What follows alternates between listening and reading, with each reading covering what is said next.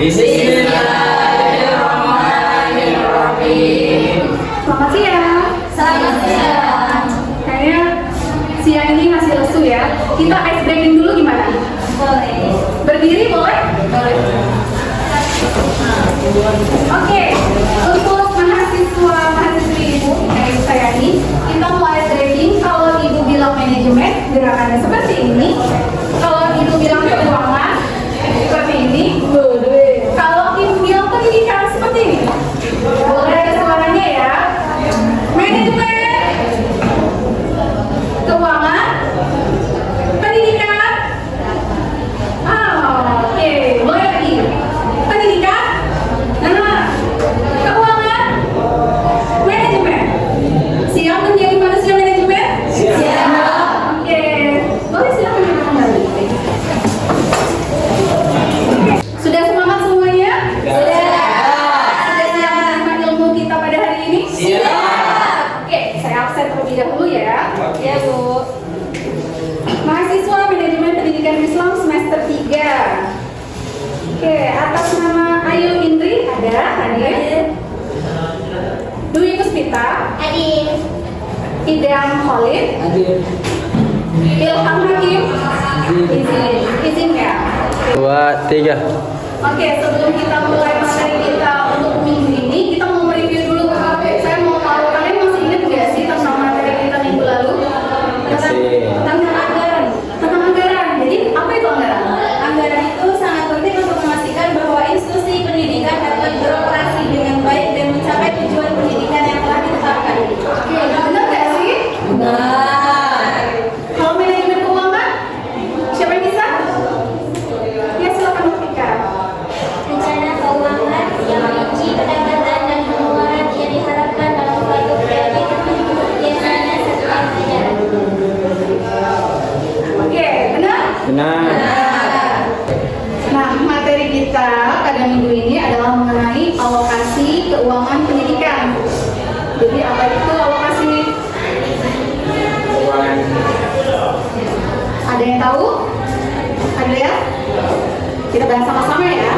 Jadi, alokasi keuangan pendidikan itu merujuk proses pembagian pengelolaan dana yang ditunjukkan berbagai aspek pendidikan, mulai dari infrastruktur, terus gaji, tenaga pendidik, dan pengadaan bahan ajar. Semua itu diatur oleh Undang-Undang 1945 seperti yang kalian lihat, pasal 31 ayat 4 dan Undang-Undang nomor 20 tahun 2003 tentang sistem pendidikan nasional pasal 49 ayat 1 yang mewajibkan negara itu untuk mengalokasikan minimal 20%. Apa 20%-nya? APBN. Untuk apa? Untuk pendidikan. Besar ya? 20% sendiri loh untuk pendidikan. Oke, kita masuk lagi merinci dan memfasilitasi alokasi distribusi keuangan pendidikan.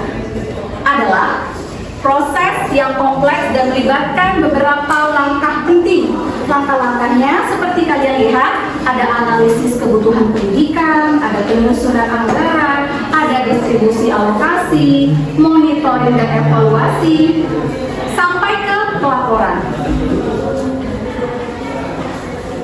Selain ada kemajuan, pasti ada tantangan di situ. Jadi tantangannya itu apa saja? Tantangannya ada di kualitas pendidikan. Kualitas pendidikan dilihat dari siapa? Dari SDM-nya. SDM itu siapa? Manusia. Ya kalian, calon-calon tenaga pendidik. Terus ada penggunaan anggaran sama kepatuhan terhadap mandat. Apakah benar penggunaan anggaran itu yang 20% tadi sesuai untuk pendidikan? Atau malah dipergunakan untuk yang lain? Misal contohnya, harusnya kita itu membangun kelas, tapi malah dibangun untuk perbaikan jalan. Kan jalan bukan peruntukan untuk pendidikan, benar? Jadi setelah pembahasan kita pada hari ini, saya akan membagi tugas kepada kalian semua. Kita bagi menjadi 2 kelompok. Kelompok pertama dan kelompok kedua. Kelompok kalian mencari video mengenai isu anggaran pendidikan. Nanti kalian identifikasi masalahnya apa, terus kalian cari bersama-sama solusinya. Kalian presentasikan untuk dijelaskan kepada teman-teman semua. Paham? Baik, silakan dimulai. Warahmatullahi wabarakatuh. Kami dari kelompok 1, saya yang bernama Dedi Asitra, rekan saya bernama Rita Putri Mendika, sebelahnya. Rita Sapitri, Yesini Mata Maula. Kami berempat di sini akan membahas tentang kenaikan uang kuliah tunggal atau UKT menjadi isu penting dalam alokasi keuangan pendidikan di Indonesia. Polemik kenaikan UKT membuat Komisi 10 DPR RI mempertanyakan alokasi anggaran pendidikan ke Kemendikbudristek yang di APBN sebesar 20%. Namun Kemendikbudristek berdalih mereka hanya mengelola anggaran pendidikan sebesar 15% dari anggaran pendidikan. Assalamualaikum warahmatullahi wabarakatuh. Komisi 10 DPR mempertanyakan besarnya alokasi anggaran pendidikan di Kemendikbudristek saat rapat kerja 21 Mei yang lalu. Menurut Komisi 10, polemik kenaikan UKT membuat masyarakat bertanya, kemana anggaran pendidikan digunakan selama ini? Asumsi di luar adalah bahwa anggaran pendidikan itu 20% dari APBN. Seandainya APBN kita APBN kita di angka mungkin hampir 3.300 triliun, artinya kalau 20%-nya mestinya itu di angka 665 triliun. Nah, itulah yang kami juga selalu ditanyakan kemana saja anggaran pendidikan ini. Namun, Kemendikbudristek berdalih mereka hanya mengelola anggaran pendidikan sebesar 15% atau 98,9 triliun rupiah dari anggaran pendidikan. Kemendikbudristek berdalih alokasi itu diatur sesuai aturan yang diputuskan bersama dengan Kementerian Keuangan dan Kementerian PPN.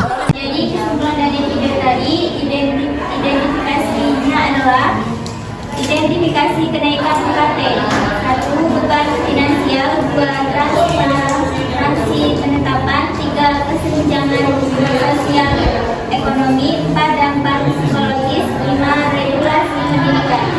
Solusi untuk kenaikan UKT: peningkatan transparansi, subsidi pemerintah, program beasiswa, penghapusan komersialisasi, pengelolaan keuangan yang baik, advokasi mahasiswa, reformasi kebijakan. 3. Baiklah teman-teman, tadi kami sudah selesai pembahasan mengenai isu kenaikan uang kuliah tunggal atau UKT. Nah, jadi kami buka sesi pertanyaan. Nah, bagi teman-teman yang ingin bertanya, kami silakan. Nah, silakan saudari. Assalamualaikum warahmatullahi wabarakatuh. Perkenalkan, nama saya Nabila Fitriawati. Di sini saya akan menanyakan tentang apa yang dimaksud dengan transparansi penetapan. Terima kasih. Ya. Terima kasih kepada saudari Nabila. Alhamdulillah, saya akan menjawab pertanyaan dari Nabila. Transparansi penetapan adalah proses penetapan harga UKT yang seringkali kurang transparan sehingga mahasiswa tidak memahami dasar kenaikan yang diterapkan oleh institusi pendidikan. Oke, bagaimana penanya? Paham? Paham. Terima kasih kepada kelompok 1, silakan ditutup. Baiklah, kami rasa sudah cukup presentasi dari kami dari mulai pembahasan, kemudian dilanjutkan dengan sesi tanya jawab. Kami akhiri. Wassalamualaikum warahmatullahi wabarakatuh.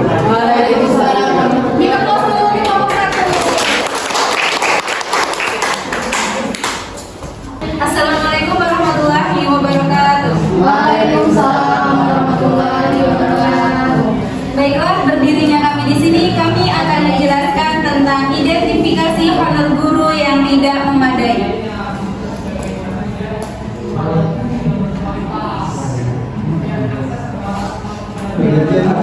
Mari kita lihat videonya bersama-sama. Perkenalkan, Andik Santoso.